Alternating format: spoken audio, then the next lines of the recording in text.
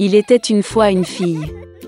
Et elle avait des cheveux si beaux et si longs que tous ceux qui la voyaient ne pouvaient pas quitter les yeux. Les brins étaient si légers, juste dorés. Par conséquent, ils l'ont appelée Boucle d'or. Pour toute sa beauté, c'était une petite fille très coquine. Maman lui a toujours permis de marcher dans la cour, mais lui a ordonné de ne pas aller dans les bois derrière leur maison. Boucle d'or était très intéressée de savoir ce qu'il y avait dans cette forêt. Et ainsi, alors que la mère n'a pas vu, elle a en quelque sorte quitté la maison dans la forêt. La fille a longtemps marché dans la forêt. Soit il trouve une baie, puis regarde une belle fleur, puis écoute le chant des oiseaux. Alors elle s'est perdue dans la forêt. Et soudain, elle a vu une maison inhabituelle dans une clairière. Boucle d'or s'approcha de lui doucement.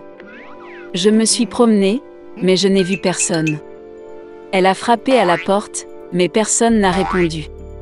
Puis, elle frappa plus fort et la porte s'ouvrit. Boucle d'or entra prudemment. 3 ours vivaient dans cette maison. Un ours était papa, gros et hirsute. L'autre était une mère ours. C'était plus petit. Le 3e était un petit ours. Les ours n'étaient pas chez eux car ils étaient allés se promener dans les bois. La fille entra dans la pièce et vit 3 bols de porridge sur la table. Le premier bol, le plus gros, était le papa ours. Le 2e bol, le plus petit, était la mère ours, et le 3e, le plus petit, était l'ourson. Près de chaque bol, posait une cuillère, grande, moyenne et petite. Boucle d'or avait tellement faim qu'elle a d'abord voulu manger dans un grand bol. Elle prit la plus grande cuillère, prit le porridge, le goûta, mais le porridge était trop chaud. Puis elle prit une cuillère moyenne, ramassa le porridge, le goûta, mais le porridge était trop froid.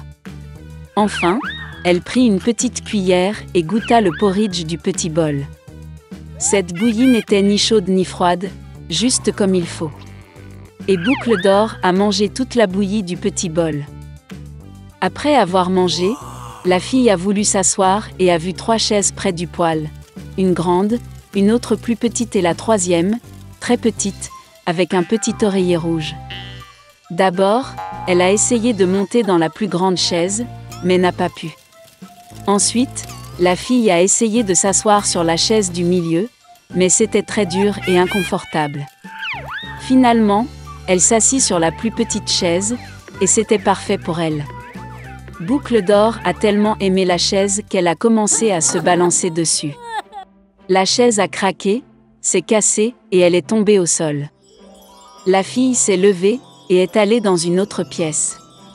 Il y avait 3 lits, grands, moyens et petits. Tout d'abord, Boucle d'or est montée sur le premier lit, mais il était trop haut et trop dur. Je me suis allongée sur celui du milieu, il était trop spacieux et mou. La fille s'allongea sur le 3e plus petit lit. Elle était juste pour elle. Boucle d'or se sentait si confortable et douillette qu'elle s'est rapidement endormie.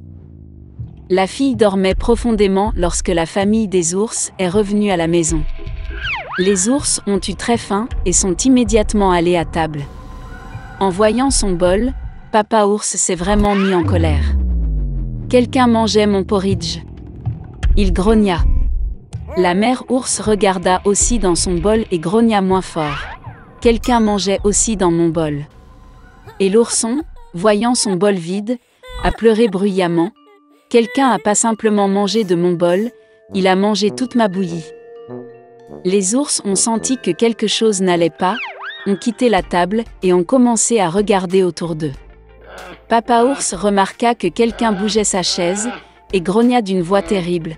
Quelqu'un était assis sur ma chaise. La mère ours regarda sa chaise et se plaignit. Quelqu'un était assis sur ma chaise et l'a déplacée de sa place. Et puis, l'ours a regardé sa chaise cassée et a encore pleuré fort.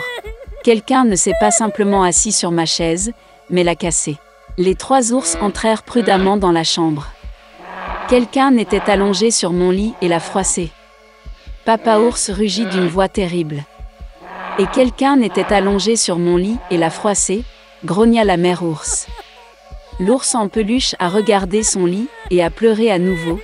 Quelqu'un était allongé sur mon lit aussi. Et puis il a vu la fille et a crié d'une voix mince, et dort encore en elle. Papa et maman ours sont allés au lit et ont vu qu'une petite fille dormait là. Boucle d'or s'est réveillée du cri d'un ourson et a eu très peur, il y avait 3 ours devant elle.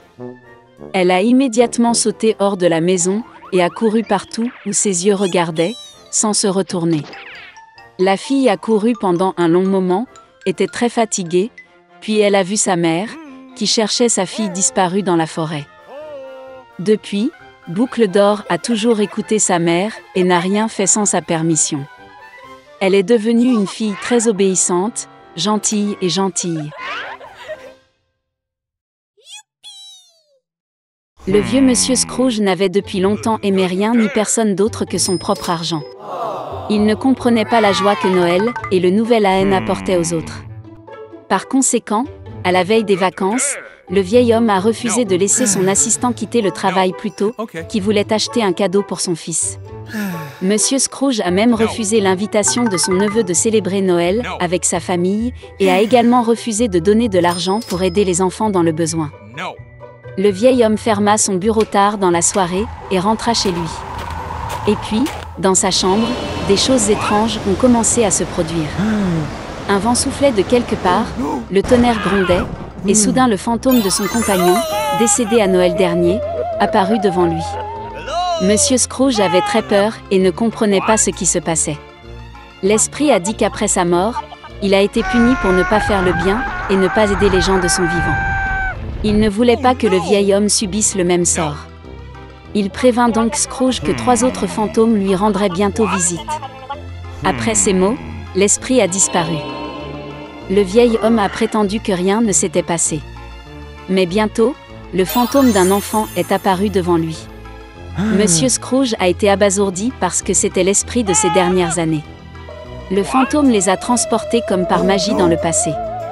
Le vieil homme se voyait comme un petit garçon dans la ville où il est né et a grandi. Il décorait le sapin de Noël et il s'est beaucoup amusé. Puis Monsieur Scrooge s'est vu dans sa jeunesse, le jour où, plein de joie et d'espoir, il a proposé à sa bien-aimée. Après cela, le vieil homme s'est vu mûrir. Sa femme pleurait et il ne pouvait pas comprendre pourquoi elle avait décidé de se séparer de lui. Le fait est que Scrooge ne faisait plus attention à elle, mais ne pensait qu'à l'argent. Le vieil homme ne pouvait pas le regarder lui-même de côté et demanda au fantôme de le renvoyer.